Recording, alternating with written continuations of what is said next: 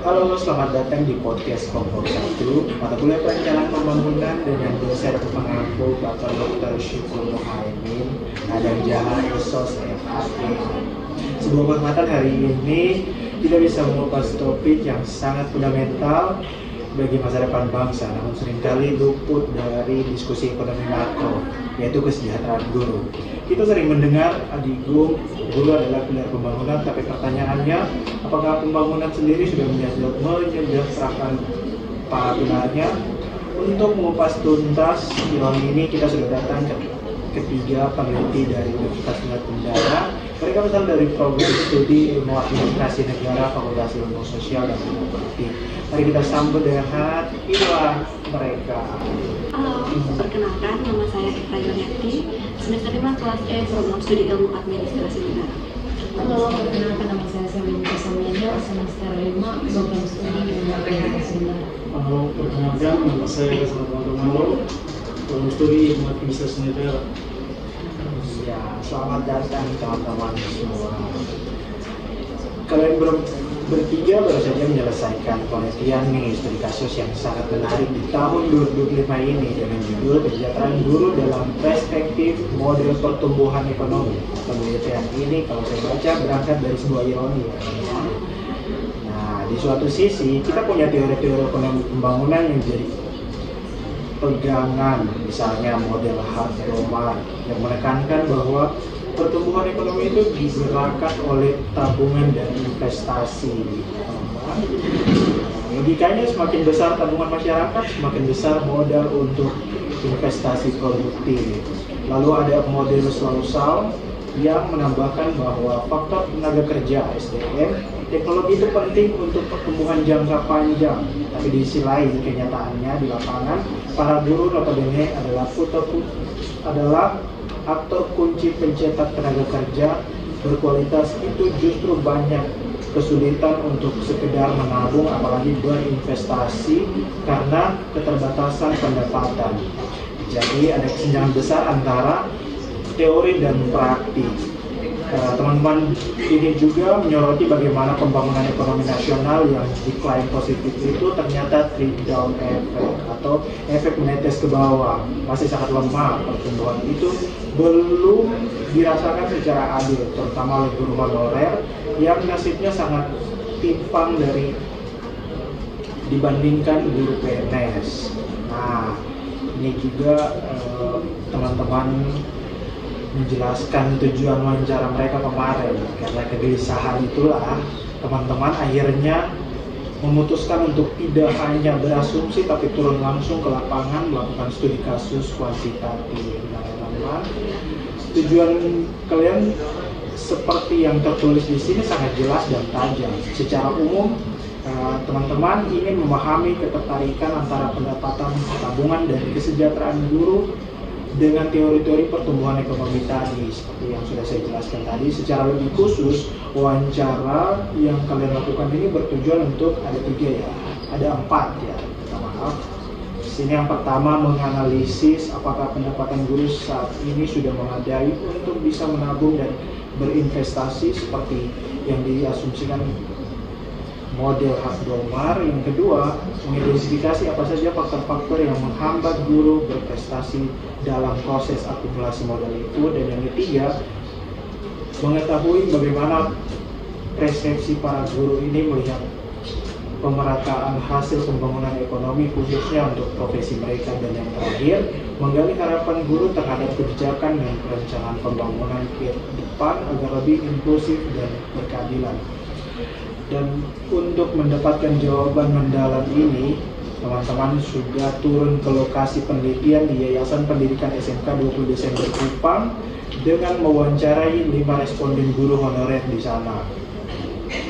Penjelasan tadi sudah sangat komprehensif ya teman-teman. Sekarang saya ingin mendengar langsung dari ketiga teman saya. Ada beberapa pertanyaan-pertanyaan dari teman-teman kelompok kita juga yang bertanya terkait dengan penelitian yang sudah teman-teman lakukan. Pertanyaan pertama dari teman Juwita. Siapa nih yang mau jawab pertanyaan teman Juwita?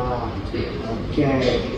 Pertanyaan Juwita, menurut pertanyaan dari teman Juwita Dwi Janti Jaka kelompok 2 bertanya, menurut hasil pendidikan 20 Desember Kupang, hambatan apa yang paling sering dialami guru honorer dalam berinvestasi?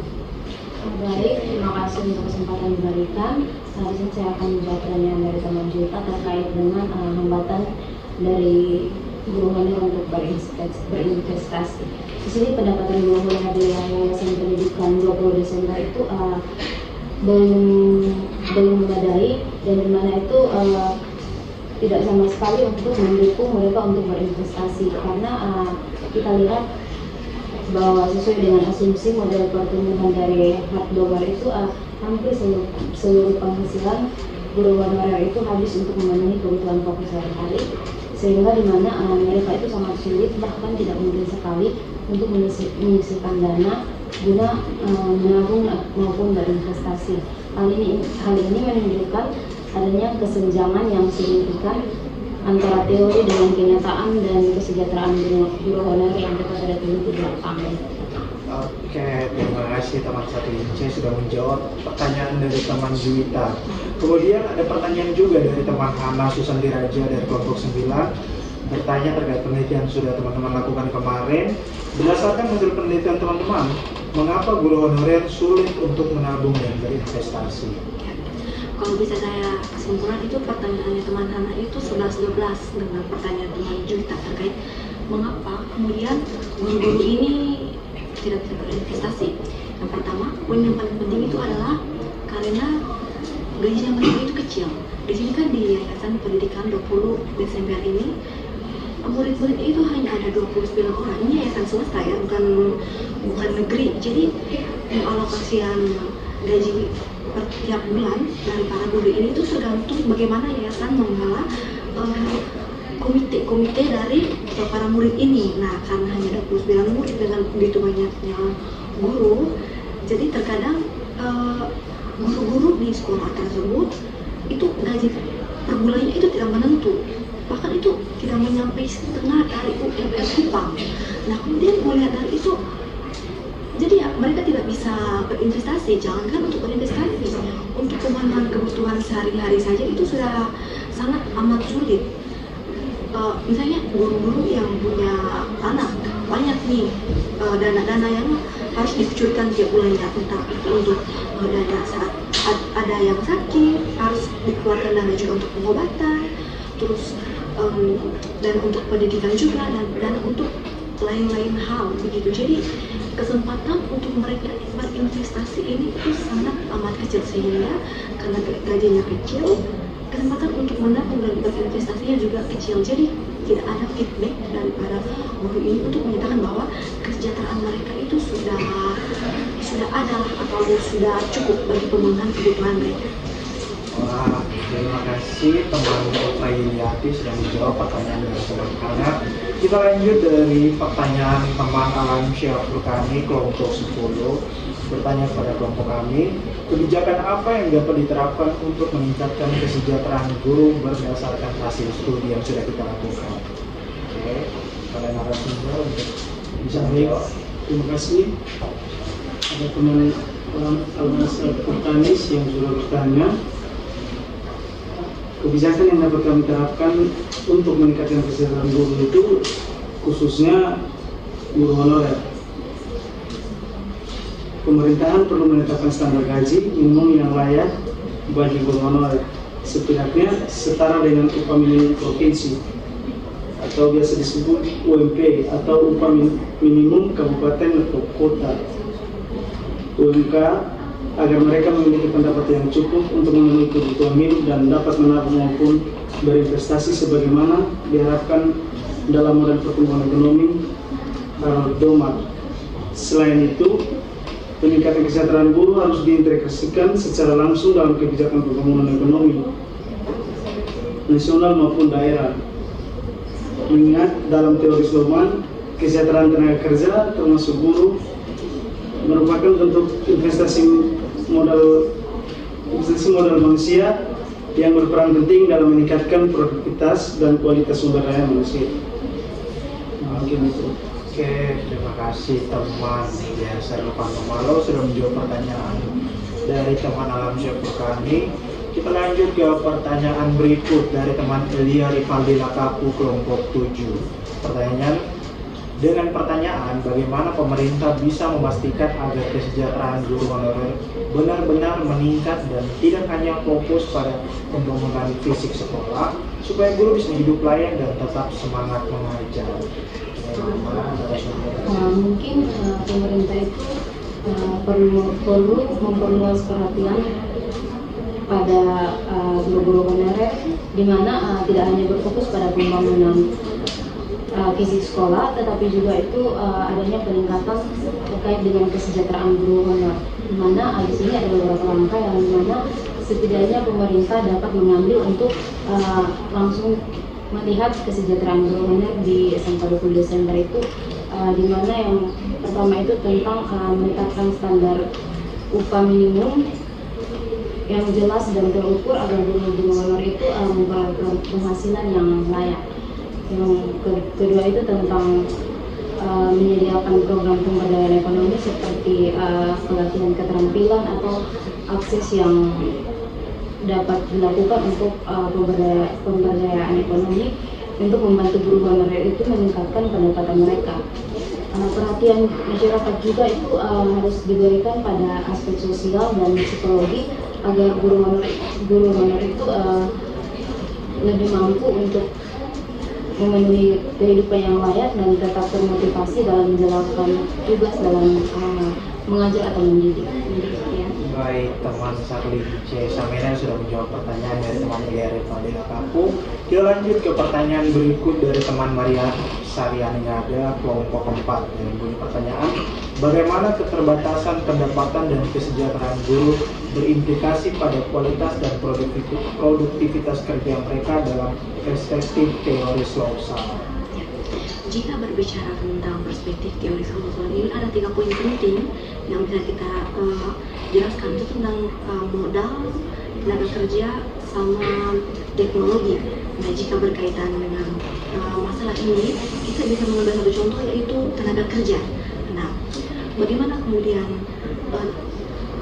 pada perspektif Slaughter ini dijelaskan apakah pendapatan dari guru-guru ini itu cukup untuk membangun motivasi guru-guru sebagai tenaga kerja untuk itu memberikan pengajaran yang maksimal untuk para murid-muridnya, karena di lapangan sendiri kesejahteraan guru-guru ini belum merata. Jadi pada saat kami melakukan wawancara itu guru-guru ini mengatakan bahwa bagaimana apa feedback yang diberikan dari para orang tua, para pemerintah bagi kami sebagai pengajar, sedangkan kami ini memberikan secara maksimal apa yang kami punya untuk memastikan bahwa anak-anak ini sebagai masa depan bangsa ini mendapatkan pengetahuan, mendapatkan ilmu yang akan berguna bagi mereka. Tetapi jika sebagai guru kami tidak mendapatkan kesejahteraan, itu maka akan mengurangi motivasi kerja mereka, sehingga motivasi mereka ini juga menurun, dan kemudian proses mengajar mereka juga jadi kurang efektif. Oke, terima kasih teman Eva Yuliati sudah menjawab pertanyaan dari teman Maria Saryani Ngada. Kita lanjut ke pertanyaan berikut dari teman Fitria Anjani Tanuhyari kelompok 6 dengan bunyi pertanyaan, bagaimana regulasi atau kebijakan pengukuhan guru honorer dapat direvisi untuk memastikan adanya standar gaji minimum yang terjamin dan terstruktur, lepas dari fluktuasi dan operasional sekolah. Baik, berdasarkan hasil penelitian dalam skripsi kami, gaji minimum yang terjamin dan tidak bergantung pada dana operasi sekolah. Pemerintah pusat yang terjamin dan tidak bergantung pada dana operasional sekolah. Pemerintah pusat dan daerah disarankan untuk membuat kebijakan khusus yang mengatur pengupahan guru honorer melalui skema pendanaan tetap seperti alokasi dana atau biasa disebut alokasi umum atau dana alokasi khusus pendidikan agar pembayaran gaji tidak lagi ditentukan oleh kemampuan keuangan sekolah atau jumlah siswa. Revisi kebijakan ini juga diperlu memasukkan ketentuan bahwa besaran gaji guru honorer minimal serta dengan upah minimum provinsi di wilayah masing-masing. Mungkin itu. Oke, terima kasih teman Bapak Tomaro sudah menjawab pertanyaan dari teman Fitria. Kita lanjut ke pertanyaan berikut dari teman Senatul Naila Murdin, kelompok 3 dengan bunyi pertanyaan. Apakah pendapatan guru honorer di Yayasan Pendidikan SMK 20 Desember Kupang sudah memadai untuk mendukung perilaku menabung dan berinvestasi sesuai dengan asumsi model pertumbuhan ekonomi UMH? Baik, terima kasih. Di sini di Yayasan 20 Desember itu kita lihat kita dengar sendiri terkait dengan narasumber dari Ibu Nina yang menjelaskan tentang hambatan yang sering mereka alami untuk berinvestasi, di mana itu pendapatan yang tergolong rendah sehingga tidak memungkinkan untuk mereka menyisihkan dana untuk berinvestasi. Yang berikut itu terkait dengan beban tanggungan keluarga, di mana memang dari ibu itu belum berkeluarga, tapi ada beberapa tanggungan yang harus ditanggung cukup besar sehingga dana yang tersedia itu sangat terbatas untuk berinvestasi. Yang berikut itu terkait dengan adanya pesimis terhadap masa depan yang finansial yang membuat guru honorer itu mengambil risiko besar dalam berinvestasi. Mungkin sekian. Oke, terima kasih teman C. Samenel sudah menjawab pertanyaan dari teman Senator Naila Murni. Dan kita ke pertanyaan selanjutnya dari teman Sifla Sablay Ratu, kelompok 11 dengan bunyi pertanyaan, dalam konteks model pertumbuhan ekonomi, apakah kebijakan penggajian guru mencerminkan investasi sumber daya manusia atau sekedar beban fiskal negara? Ya, kalau kebijakan tentang penggajian guru itu dalam konteks model pertumbuhan ekonomi itu dianggap sebagai investasi itu sumber daya manusia, tapi memang dalam anggaran kenegaraan dicatat sebagai beban fiskal negara. Nah, dalam teori model manusia dan model pertumbuhan endogen, gaji yang kompetitif dan layak itu berfungsi sebagai intensif untuk menarik guru-guru yang kemudian yang berkualitas, sehingga pengajaran-pengajaran, ilmu-ilmu, pengetahuan-pengetahuan yang diberikan kepada para murid sebagai masa depan bangsa itu juga berkualitas, begitu. Terus peningkatan kualitas pendidikan ini juga menghasilkan lulusan dengan keterampilan dan produktivitas yang lebih tinggi, yang menjadi misi utama bagi inovasi dan pertumbuhan ekonomi jangka panjang. Jadi kalau kesejahteraan gurunya oke, jadi feedback apa yang mereka berikan kepada para muridnya juga ini itu bagus begitu, sehingga pengetahuan, ilmu-ilmu yang dapat oleh para murid itu menjadi bekal mereka untuk kemudian berinovasi dan berinvestasi jangka panjang untuk kehidupan di masa depan yang lebih baik. Jadi oleh karena itu pengeluaran gaji guru dianggap sebagai penanaman modal yang akan menghasilkan return ekonomi yang jauh lebih besar dan ke depan melampaui statusnya sebagai sekedar pembelajaran rutin pemerintah. Oke, terima kasih teman untuk jawabannya kepada teman Siflas. Kita lanjut ke pertanyaan berikut dari teman Maria Claudia DB, kelompok 8. Dengan bunyi pertanyaan, apakah ada solusi alternatif selain peningkatan gaji yang dapat meningkatkan kesejahteraan guru honorer, seperti pelatihan keterampilan, akses ke layanan keuangan, atau program pemberdayaan ekonomi?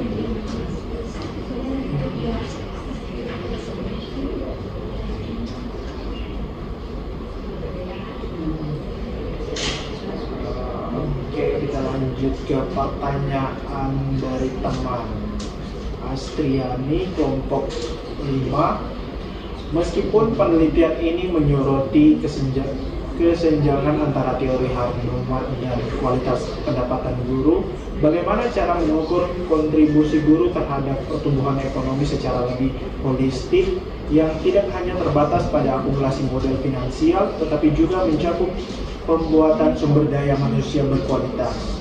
Oke, jadi di sini ada beberapa cara yang bisa kita gunakan untuk mengukur kontribusi buruh secara holistik. Yang pertama itu pengukuran kualitas sumber manusia atau human capacity, di mana modal manusia adalah nilai ekonomi dari pengalaman, pengetahuan, keterampilan, dan kesehatan yang dimiliki seseorang. Jadi kontribusi buruh dapat diukur dari peningkatan kualitas komponen-komponen diri pada peserta didik. Nah, ini mengikuti beberapa hal nih. Yang pertama itu peningkatan hasil belajar kognitif dan keterampilan teknis.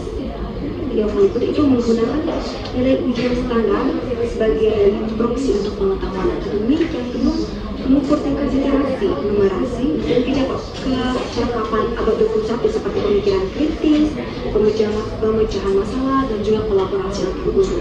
Nah, yang ketiga juga ada melacak tingkat kelulusan dan melanjutkan pendidikan ke jenjang yang lebih tinggi. Ya, siapa yang tidak mau kuliah sampai jenjang yang lebih tinggi ya? Jenjang yang lebih tinggi itu membuat kita pengetahuannya juga lebih banyak, masa depannya juga lebih terjamin, pekerjaannya juga lebih terjamin. Nah, yang kedua itu aspek yang kedua itu adalah peningkatan keterampilan non-kognitif atau sikap, di mana meliputi beberapa aspek, ini menilai karakter, etos kerja, kepemimpinan, dan kewirausahaan siswa. Dengan demikian, kualitas ini sangat penting untuk inovasi dan produktivitas ekonomi dan sangat dipengaruhi oleh peran guru. Yang kedua itu menggunakan survei atau instrumen psikometrik untuk mengukur sikap, motivasi, dan perilaku guru terhadap siswa. Nah, yang ketiga juga ada kesesuaian dengan kebutuhan pasar kerja, di mana mengukur tingkat serapan lulusan di pasar kerja dan kesesuaian antara keahlian lulusan dengan kebutuhan industri, misalnya melalui survei pemberi kerja. Lalu juga ada cara kedua, ini analisis kontribusi pada produktivitas ekonomi.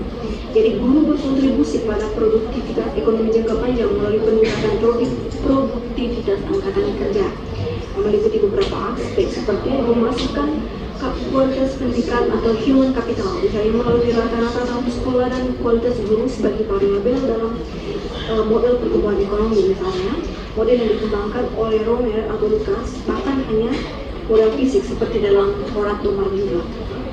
Setelah itu ada cara yang ketiga, yaitu menggunakan pengukuran dampak sosial dan investasi, di mana kontribusi politik juga mencakup dampak guru dalam menciptakan masyarakat yang stabil, yang inklusif, yang kemudian menjadi suatu prasyarat penting bagi pertumbuhan ekonomi berkelanjutan, yang meliputi beberapa aksi seperti pengurangan ketimpangan, partisipasi siswa dan juga masyarakat, serta investasi dan adopsi teknologi. Jadi dengan menggunakan pendekatan-pendekatan seperti ini akan dapat membawa pengaruh dan juga pengakuan bahwa nilai guru itu tidak hanya terletak pada pengetahuan finansial yang terkait dengan pendidikan seperti gaji dan segala macamnya, tapi juga pada nilai yang tercipta dari tugas-tugas mereka sebagai guru, seperti yang bisa kita dengar sebagai guru adalah pahlawan tanpa tanda jasa. Jadi oleh karena itu kualitas pendidikan seperti generasi SDM yang lebih terampil, inovatif, dan berkarakter itu telah dipersiapkan untuk menyambut masa depan yang akan datang. Oke, terima kasih. Dan kita lanjut lagi ke pertanyaan terakhir dari 4 variabel DBB. Apakah ada solusi alternatif selain peningkatan gaji yang dapat meningkatkan kesejahteraan guru honorer, seperti pelatihan keterampilan, akses ke layanan keuangan, atau program pemberdayaan? Baik, terima kasih. Jadi mungkin salah satu solusi yang penting itu terkait dengan peningkatan kapasitas dari keterampilan melalui pelatihan profesional serta pendidikan lanjutan agar guru honorer itu dapat berinvestasi pada pengembangan diri dan memiliki peluang kerja atau karir yang lebih baik. Pendidikan ini juga menekankan terkait dengan pentingnya akses guru honor terhadap layanan keuangan yang inklusif seperti program-program pendidikan, kredit guru rendah atau operasi guru yang membantu mereka mengelola keuangan dan lebih produktif meskipun pendapatannya terbatas. Selain itu juga program pemberdayaan ekonomi itu seperti kegiatan wirausaha kecil-kecilan dan juga usaha sampingan yang relevan dengan bidang pendidikan yang mereka dapat agar menjadi salah satu strategi efektif untuk meningkatkan kesejahteraan tanpa bergantung sepenuhnya pada gaji. Karena kita lihat kalau mereka bergantung pada gaji mereka yang sangat kecil, otomatis mereka tidak bisa berinvestasi. Oke, terima kasih untuk teman-teman kelinci. Nah, teman-teman kelompok sudah menjawab semua pertanyaan dari teman-teman. Maka dapat disimpulkan bahwa setelah teman-teman melakukan wawancara mendalam dan analisis data, kesimpulan dari penelitian ini bisa dibilang cukup masuk ya, karena melakukan wawancara, menemukan adanya jurang pemisah yang serius antara asumsi teori pertumbuhan ekonomi pasif Hart-Domar dan Slosal dengan kondisi faktual para guru di lapangan. Singkatnya, pertama, teori Hart-Domar yang butuh tabungan itu tidak berlaku. Realitasnya, pendapatan guru honorer terbukti belum memadai untuk mendukung perilaku menabung dan berinvestasi. Gaji mereka hampir seluruhnya habis untuk pemenuhan kebutuhan pokok sehari-hari. Jadi mustahil menyisihkan untuk akumulasi modal. Yang kedua, hambatan mereka pun ternyata multidimensi. Bukan cuma masalah struktural gaji rendah, tetapi juga masalah sosial ekonomi, beban tanggungan keluarga yang tinggi, dan bahkan masalah psikologis, rasa pesimis terhadap masa depan finansial. Dan yang ketiga, terkait teori Slosal, ini juga jadi masalah karena kesejahteraan guru rendah, produktivitas dan motivasi mereka berpotensi menurun yang akhirnya bisa menguras kualitas pendidikan dan melemahkan basis pembangunan SDM di masa mendatang. Dan yang terakhir, temuan teman-teman memperkuat kritik terhadap trickle-down effect atau yang biasa disebut apa teman-teman? Menetes ke bawah. Iya. Pertumbuhan ekonomi nasional itu gagal menetes ke bawah. Para guru merasa pembangunan itu timpang, tidak adil, dan hanya fokus pada infrastruktur fisik tapi mengabaikan kesejahteraan manusia. Sekian dan terima kasih. Nah.